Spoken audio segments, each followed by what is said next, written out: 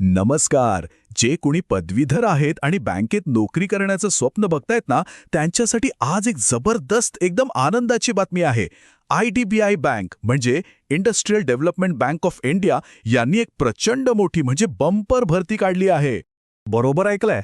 तब्बल 1300 जागा.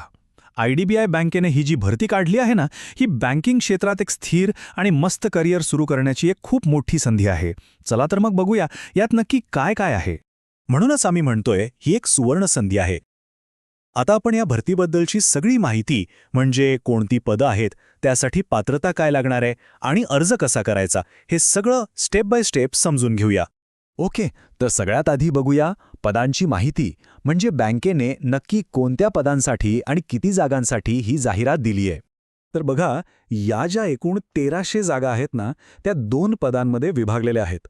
पहिलं पद आहे असिस्टंट मॅनेजर ग्रेड ए, ज्याच्यासाठी आहेत 200 जागा.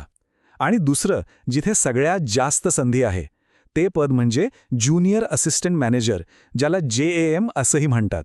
आणि त्याच्यासाठी तब्बल 1100 जागा आहेत.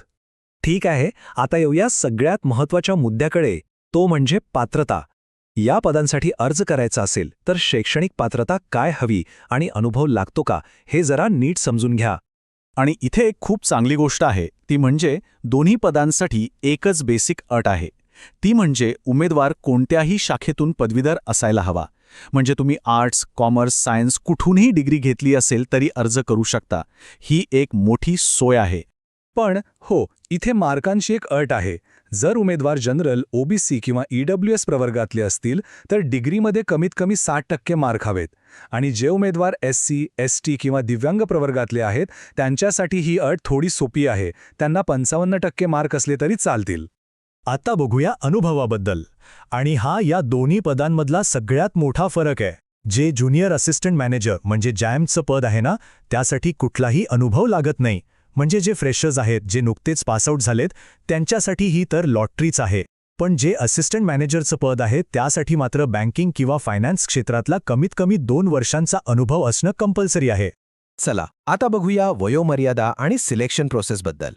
म्हणजे अर्ज करण्यासाठी वयाची अट काय आहे आणि तुमची निवड कशी केली जाणार आहे ते समजून घेऊया. वयाच्या अटीबद्दल बोलायचं झालं तर ज्युनियर असिस्टंट मॅनेजर पदासाठी तुमचं वय 20 ते 25 वर्षांच्या आत असायला हवं.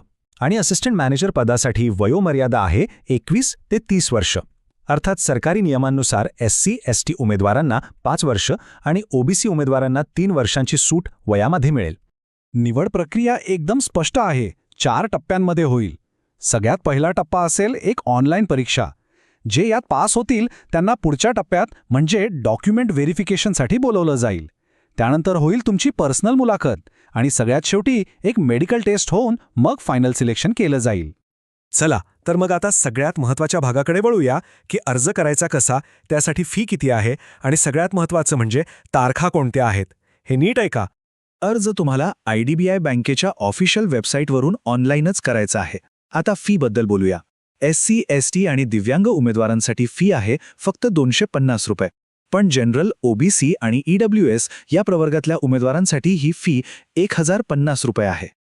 आणि आता सगळ्यात महत्त्वाचं, तारखा. ऑनलाईन अर्ज करण्याची प्रक्रिया 8 मार्चपासून सुरू होते आणि अर्ज करण्याची शेवटची तारीख आहे 19 मार्च. म्हणजे बघा, वेळ खूप कमी आहे हातात.